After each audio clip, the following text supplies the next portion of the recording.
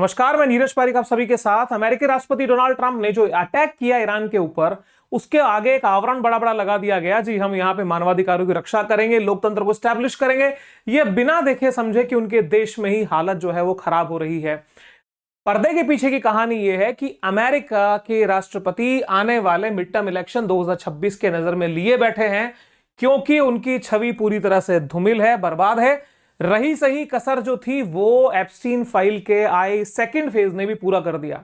आपको जान के हैरत होगी कि नाबालिग के यौन शोषण में नाम डोनाल्ड ट्रंप का क्लियर आया है और 38,000 बार एप्स्टीन फाइल में ट्रंप के नाम की चर्चा है। तो ये मानवाधिकारों के जो भक्षक हैं वो रक्षण के नाम पे दुनिया में जाते हैं और अपना काला मुंह दिखा के कहते हैं, देखिए जी हम कितने सुंदर हैं। अब ऐसी स्थिति में जब इन्हें एप्स्टीन फाइल का आना और उसके पाप को ढकने के लिए ईरान पे अटैक करना, चीजें उसके अनुकूल अब जाती नहीं दिख रही हैं। नारा यहां पे आके ईरान के रिजीम चेंज कर दिया गया, क्योंकि इनको लगता है कि जो इस्लामिक स्टैब्लिशमेंट या इस्लामिक रिजीम करंट ईरान में काम कर रही है वो एक न्यूक्लियर वेपन बना रही है और वो पूरी तरह से मानवीयता के लिए खतरा है। मानवीयता के लिए खतरा ये लोग स्वयं रहे हैं और दुनिया का इतिहास बताता है कि जितना नुकसान अमेरिका ने या पश्चिम ने इस दुनिया का किया उतना शायद किसी ने नहीं किया। लेकिन ये पहुंचे और नारा लगाया रिजीम चेंज हम करेंगे। रिजीम चेंज करने के क्रम में सबसे पहला वार इन्होंने यहाँ के supreme leader Ali Hosseini Khamenei पे किया और उनकी यहाँ पे हत्या कर दी गई एक एयर स्ट्राइक के अंदर। हत्या होने के बावजूद इनको लगने लगा कि चीजें आसान होंगी, लेकिन पासा पलट गया। चर्चा यहां पे आने लगी कि आखिर में रिजीम चेंज जो है वो मुश्किल क्यों है, कि ये मुश्किल शब्द आया तो आया कहां से और ऐसा क्या हो रहा है, किसने ये कहा है कि आप जो सोच रहे हो होने वाला नहीं है। एक बार आप जरा सोचिए कि आपको आपका दुश्मन कहे तुमसे ना हो पाएगा, एक आपके पिताजी आपसे कहें तुमसे ना हो पाएगा, घर वाले अपने जब कहें कि यार तुम में हिम्मत नहीं है, तुम नहीं कर पाओगे, तुम्हारे हम शुभचिंतक हैं जो कहते हैं ध्यान से सुनो, आपके हौसले टूट जाएंगे। तो ये जो बात आई है why regime change in Iran is unlikely, क्यों यह असंभव लग रहा है, ये बात कहां से आई, चर्चा करते हैं। साथियों, अगर ये रिजीम चेंज नहीं होती है तो इसका मतलब जो एक्सिल्ड प्रिंस जो यहां से भगाए जा चुके हैं, रजा पहलवी को जो सपना दिखाया जा रहा है कि हम आपको खामेनेई की जगह बिठाएंगे और एक बहुत ही सुंदर सी डेमोक्रेसी ईरान में स्टैब्लिश कर देंगे, उसके पीछे पीछे हम क्या करेंगे, तेल को लूटेंगे। उसके पीछे पीछे क्या होगा, यहां पे आके हम चाइना और रशिया को भी काउंटर करने के लिए एक जिसको हम अरेबियन सी है, अरेबियन सी को ठीक से कंट्रोल कर पाएंगे। तो ईरान की इस पाश्विक सत्ता को हम हटाएं और अपने इस प्रिंस को लाएं, ये सपना अब धूमिल होता हुआ दिख रहा है। खबर टाइम्स ऑफ इंडिया में छपती है, लिखा है Khamenei gone but regime change in Iran unlikely, US intelligence wants. साथियों, बोला तो बोला किसने कि तुमसे ना हो पाएगा, ये बात कही है अमेरिकी इंटेलिजेंस सर्विसेज ने, उसकी एक रिपोर्ट ने। क्योंकि वो जो एसेस किया, जो चीजों को आकलन किया कि अब क्या हो सकता है, उसमें ये कहा जा रहा है कि अब तुम कम से कम इतना तो समझो, जो करना था तुमने किया, अब तुमसे ये बात भारी पड़ेगी।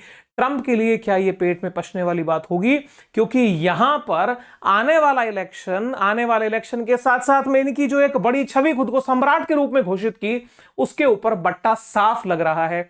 अब इस खबर को थोड़ा देखें, लिखा है, यह खबर मूल रूप से कह रही है कि अयातुल्लाह अली खामेनेई के मौत या सत्ता से हट जाना अपने आप में ईरान में रिजीम चेंज की गारंटी नहीं है। अमेरिकी खुफिया तंत्र की एक वर्गीकृत आकलन रिपोर्ट के अनुसार भले ही शीर्ष नेता हट जाएं, फिर भी ईरान की तीनों चीजों को देखिएगा सर, धार्मिक, सैन्य सत्ता, संरचना इतनी गहरी और संगठित है कि उसे केवल हवाई हमलों, नेतृत्व हत्या या बाहरी दबाव से तुरंत गिराना मुश्किल है। मतलब भले ही खामेनेई अब नहीं है, खामेनेई की जगह खाली है, ऐसी स्थिति में यदि अमेरिका को लगता है कि उस वैक्यूम को तुरंत भर लिया जाएगा, कारण क्या होता है कि डेमोक्रेसी के अंदर फिर भी चैलेंजिंग होता है, क्योंकि एक नेता के बाद एक ऑप्शन में मल्टीपल लीडरशिप रेडी रहती है।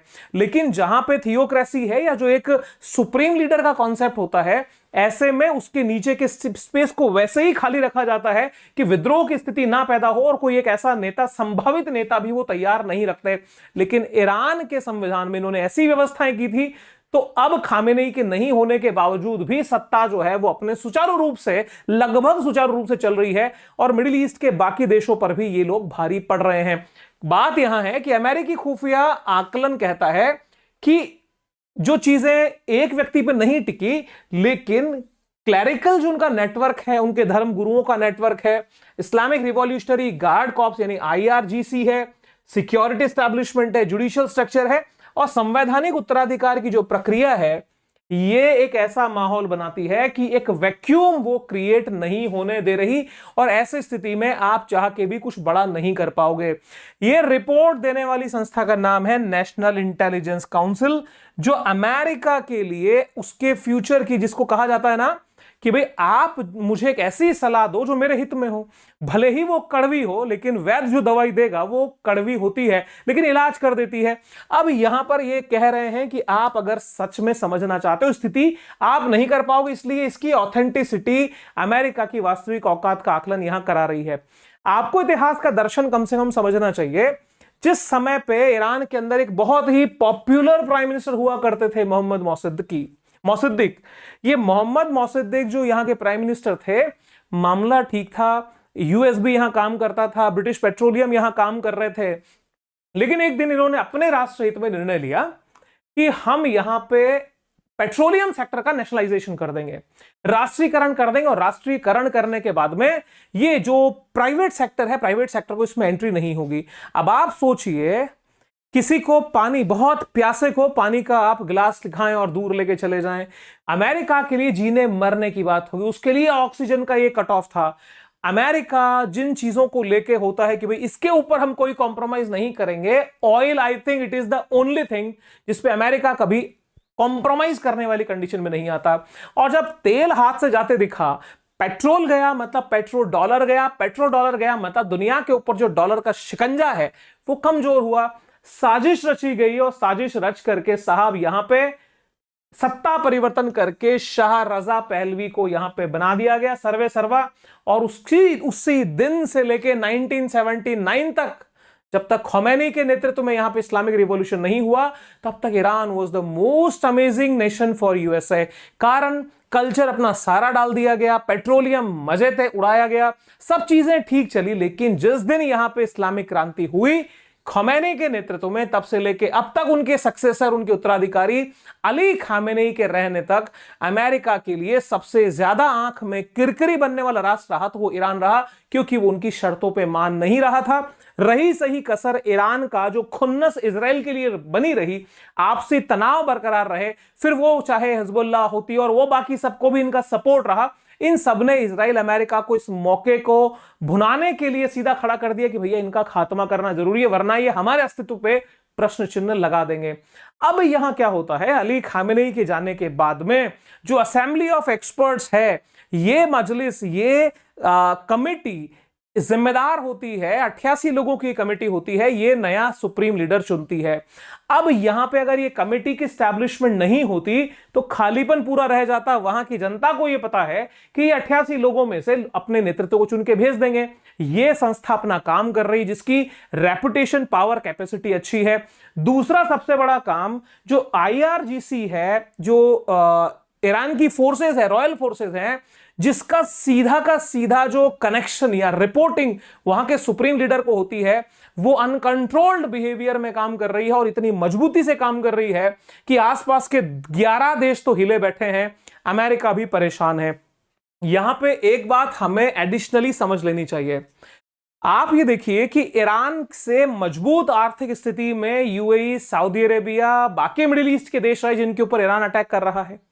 उस मजबूत आर्थिक स्थिति के बावजूद भी सऊदी अरब जैसा देश, जिसकी अर्थव्यवस्था चरम पे बैठी है, वो पाकिस्तान से मदद मांग रहा है। पाकिस्तान वो जिसने कुछ घंटे की लड़ाई में भारत के आगे घुटने टेके, ऐसे देश के आगे वो अगर मदद मांगने बैठ रहे हैं तो आकलन ये करना पड़ेगा, जिस समय पे वो लोग अब तक अपने विलासिता, अपने शोहरत के प्रदर्शन, गोल्ड के कमोड टॉयलेट, गोल्ड की कार, गोल्ड के बाथरूम और ये सब दिखावे में अपनी पूरी जिंदगी का तमाशा कर दिया। ईरान ने भले ही कहते हैं 2 रोटी शायद कम खाई होगी, लेकिन इसने अपनी सिक्योरिटी, अपने हथियारों को मजबूत किया, और आज नाक में ये नकेल डाल के बैठा है, कोई कुछ कर नहीं सकता।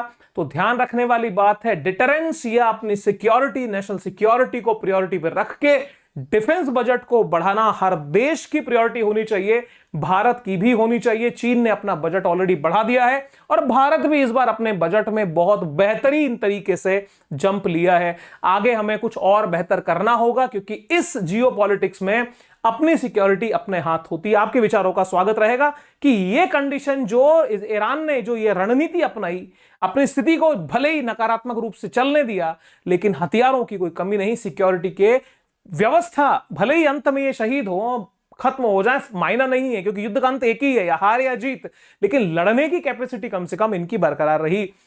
तो ये जो आईआरजीसी है, इस आईआरजीसी ने अपने दम के ऊपर पूरा पेट्रोलियम सेक्टर कंट्रोल रखा, हॉर्मुज कंट्रोल रखा, और फाइट ही आज भी दे रहे हैं। तो यहां पे अमेरिका की रिपोर्ट कहती है कि भाई तुम सोचते हो कि खामेनेई के नहीं होने से तुम सर्वे सर्वा हो, ऐसा नहीं है। उसी जगह में आपने देखा होगा यही ईरान की फोर्सेस जिस तरीके से क्लस्टर बम बरसा रही हैं, जिस तरीके से इनके रडार अरबों के खराब कर रही है, छोटे छोटे ड्रोन्स के माध्यम से, बड़ी चुनौती बन के आ रही है। और एक तीसरी इंपॉर्टेंट चीज है कि डेमोक्रेसी जैसी दिखने वाली संस्थाओं का ईरान में होना, जैसे मसूद पेजेश्किन जो है राष्ट्रपति हैं ईरान के, तो राष्ट्रपति पद से लगता है कि हां ठीक है, शायद कुछ डेमोक्रेटिक वैल्यूज यहां होंगी, लेकिन रियलिटी यह है कि ये सुप्रीम लीडर के नीचे रहे।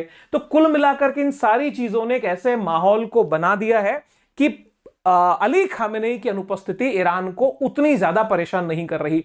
तो एक अमेरिका को जो भरोसा बना था वो ये था कि सब जिस तरीके से यहां पे रिवोल्ट हो रहा है, आम जनता सड़कों पे उतरी हुई है, जगह जगह पुतले जलाए जा रहे हैं, और माहौल तो ऐसा है कि सब कुछ खत्म हो जाएगा, अमेरिका एक बार आके खड़ा होगा, आम जनता सड़कों पे उतरेगी, कहेगी अमेरिका जिंदाबाद, स्टैच्यू ऑफ लिबर्टी जो आपने थंबनेल में देखा बैठ के रो रही है वो जागेगी, और ईरान के लिए भी मेक ईरान ग्रेट अगेन के नारे लगाएगी। ऐसा कुछ नहीं हुआ। कारण क्या होता है, जब विदेशी सत्ता आपके ऊपर हमला करती है तो भले ही आम जनता के कुछ हिस्से में यदि नेगेटिव सेंटिमेंट्स भी होते हैं, तो विदेशी हमलों से वो सेंटिमेंट कमजोर पड़ते हैं और उन्हें लगता है कि नहीं जी, हमारे देश पे विदेशी हमला बर्दाश्त नहीं करेंगे। ये रिपोर्ट कह रही है अमेरिका की कि साहब आप अगर ये सोच के गए थे कि हमारे हमलों से वहां की जनता जागेगी और हमें जो है वो सपोर्ट कर देगी, ऐसा नहीं है। आपके इन अटैक्स ने वहां की जनता के अंदर अपनी उसी सरकार के प्रति इमोशंस को जगाया है। जो लोग विरोध में थे अब वो उतने विरोध में खड़े नहीं हो रहे हैं। तो ऐसी स्थितियों के अंदर सब चीजें आपके अनुकूल नहीं है। तीसरी सबसे एक अगली बात जो मैं आपसे डिस्कस करना चाहता हूं वो ये है कि ये 3 लोगों की कमेटी के बारे में देखिए जो फिलहाल इंटर्म गवर्नमेंट के रूप में ईरान में काम कर रहे हैं। एक ईरान के प्रेसिडेंट पेजेश्किन यहां पे हैं, दूसरे ईरान के चीफ जस्टिस हैं, और तीसरे एक धर्मगुरु हैं। ईरान का संविधान ये कहता है कि जब सुप्रीम लीडर की अनुपस्थिति होती है तो ये 3 लोग जब तक कि काउंसिल जो है, काउंसिल ऑफ एक्सपर्ट जो है वो नया सुप्रीम लीडर या नया रहबर ना दे दे, तब तक ये 3 लोग मिलकर एक तरह से इंटर्म गवर्नमेंट का काम करेंगे। अब यहां पे ये जो 2 लोग हैं 1 और 2, इनकी जो अप्रोच या इनकी जो आइडियोलॉजी है वो बहुत स्ट्रेट है, बहुत रेडिकल है।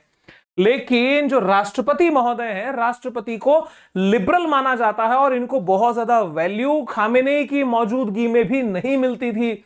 लेकिन अब क्या है कि इनको साइड में करने के प्रयास शुरू हो चुके हैं कि कहीं ये हमारे लिए समस्या पैदा ना कर दे। क्या हुआ समझो, आपको पता होगा कि कल यहां पे इन्होंने आकर के माफी मांगी, राष्ट्रपति ने माफी मांग के कहा कि अब हम कोई अटैक नहीं करेंगे और जो नुकसान हुआ देखिए उसके लिए तो हम माफी मांगते हैं। लेकिन उसी के जस्ट बाद में आपको पता होगा इधर माफी मांगे गई, उधर कतर पे अटैक हो गया था।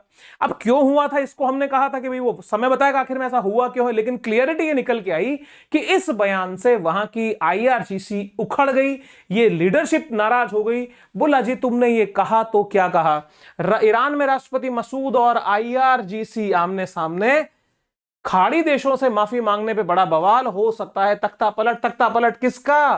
तख्ता पलट मतलब प्रेसिडेंट को चेंज किया जा सकता है। और मसूद पेजेश्कियान की समस्याएं बढ़ गई। अब जब आईआरजीसी बीच में आ गई, जिसके पास में होल सोल सारे पावर हैं, पेजेश्कियान दबाव में आए, अपने सारे बयान से पलट गए और फिर इन्होंने कहा खाड़ी देशों से माफी पर पलटे ईरानी राष्ट्रपति, दुश्मन को फूट डालने के लिए कोसा था मैंने, तो क्या आईआरजीसी ने किया मजबूर? असल में इन्होंने कह दिया कि मेरे बयान को तोड़ मरोड़ के पेश किया गया, मैं जो कहना चाहता था वो लोगों ने समझा नहीं, मैं ऐसा थोड़ी कह सकता हूं कि माफी मांग ली गई।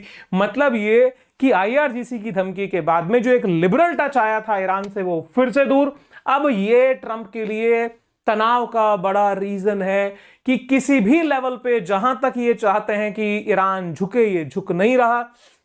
वो ये कह रहे हैं जी हम जो हैं या तो विजय या तो वीरगति। अपने हिंदुस्तान में भी नारे सुने होंगे, विजय या वीरगति। तो विजय या वीरगति की फाइट में जो लड़ रहा हो उससे ये कहां तक और हथियारों की पहुंच हो। इवन इनकी समस्या और गहरी है। इनकी समस्या यह है कि अमेरिका के अंदर खुद के वहां की जनता भी नो वॉर विद ईरान, यानी वहां की जनता भी विरोध कर रही है कि ईरान के साथ वॉर में जाने की गुंजाइश थी ही नहीं। वहां के कमांडोज कह रहे हैं कि भाई ये इजराइल की फाइट थी, आप बीच में क्यों आए। मिश्रण है, समर्थन में भी है, विरोध में, लेकिन विरोध के स्वर ऊंचे हो रहे हैं। तो अपने ही देश की रिपोर्ट ने कहा आप हमला मत करिए, मतलब हमला नहीं करने से तात्पर्य है जनता कह रही है हमला मत करिए, रिपोर्ट कह रही है आप सत्ता नहीं बदल पाएंगे। तो ये सारे लक्षण जब दिखे, जब मुश्तबा खामेनी के नाम को ट्रंप ने ये कह के मना किया कि मुझे ये आदमी तो बर्दाश्त नहीं है, सुप्रीम लीडर चुनो तो मेरी सहमति से चुन लो, मतलब ये कि सुप्रीम लीडर का मतलब तो इस्लामिक सत्ता का ही सुप्रीम लीडर होगा, उस स्ट्रक्चर को ये स्वीकार कर रहे हैं, लेकिन सहमति खुद की चाहते हैं। निश्चित रूप से ईरान इसको यहां पे जगह नहीं देने वाला है। तो अब यहां पे इजराइल क्या स्टेप लेगा? इजराइल की बात यूं कि यदि ट्रंप पे दबाव बढ़ा और ट्रंप यहां से बैकफुट पे जाता भी है, तो इजराइल ने जो अनाउंस किए हैं कि हम यहां पे लास्ट मोमेंट तक फाइट करेंगे, तो यहां पे एक रास्ता यह भी देखने में आ सकता है कि इजराइल और अमेरिका थोड़े डिफरेंट पाथ पे चलते हुए आपको दिखें। कारण यह है कि रीसेंट जो हमले इजराइल के ऊपर किए हैं ईरान की तरफ से, फिर वो चाहे बैलिस्टिक मिसाइल के फॉर्म में हो या सॉलिड फ्यूल मिसाइल भी जो छोड़ी गई उसके हो, उससे यह कहा जा रहा है कि इजराइल को बड़ा नुकसान हुआ है और संभावना यह भी है कि उसके जो सीक्रेट न्यूक्लियर वेपन्स थे उनको डिस्ट्रॉय कर दिया गया हो। अब ये कितनी सच्ची कितनी झूठी, लेकिन हमले ईरान की तरफ से मजबूत यहां हुए हैं। तो अब एक स्थिति एक डिफरेंट भी दिखेगी कि हो धीरे धीरे अमेरिका खुद को बैकफुट पे लेगा और ईरान के साथ में इजराइल किस बिहेवियर में जाता है, क्या वो भी पीछे जाएगा या स्टैटिक रहेगा, देखने वाली बात होगी। लेकिन कई अरब डॉलर फूंक के ये साहब जस की तस इनकी स्थिति है। और अब धीरे धीरे, वैसे तो जिस समय यहां पर ईरान की तरफ से रिटेलिएशन शुरू हुए और आसपास के इनके बेस को उड़ा दिया ईरान ने, अमेरिका तो युद्ध उसी समय हार चुका था। क्योंकि अमेरिका जिस एक टैगलाइन को लेकर चलता है कि हमसे बड़ा कोई नहीं, द यूनाइटेड स्टेट्स, द लगा के घूमते खुद के आगे, तो वो चीजें तो वहीं पे साफ हो चुकी हैं। अब इनका क्या होता है आगे, किस दिशा में होगा, सारा डिस्कशन आगे इसी चैनल पे आप लोगों के साथ में करूंगा। एक छोटी सी सूचना और है, आप हमारे चैनल पे जाके देखें, हमारे मेन डिस्क्रिप्शन में, वहां पे आपको हमारा एक इकोनॉमिक इनसाइट वाला चैनल भी मिलेगा। क्योंकि इकोनॉमी को समझना बहुत जरूरी है। इकोनॉमिक टॉपिक्स में भी आपका इंटरेस्ट है, अर्थव्यवस्था पे क्या प्रभाव होता है, शेयर मार्केट कैसे वर्क करता है, कैसे हम स्ट्रेटेजी बना के अपने फाइनेंस को मैनेज कर सकते हैं, तो जरूर से वो चैनल सब्सक्राइब कर लीजिएगा। कमेंट्स का वेट रहेगा, आशीर्वाद जरूर दीजिएगा। कैसा लगा ये बताइएगा, सब्सक्राइब करें और साथियों सब्सक्राइब कराएं। तेजी से बढ़ते इस जियो पॉलिटिकल परिवार को और आगे बढ़ाएं। Wish you very happy learning. See you soon. जय हिंद। Bye bye.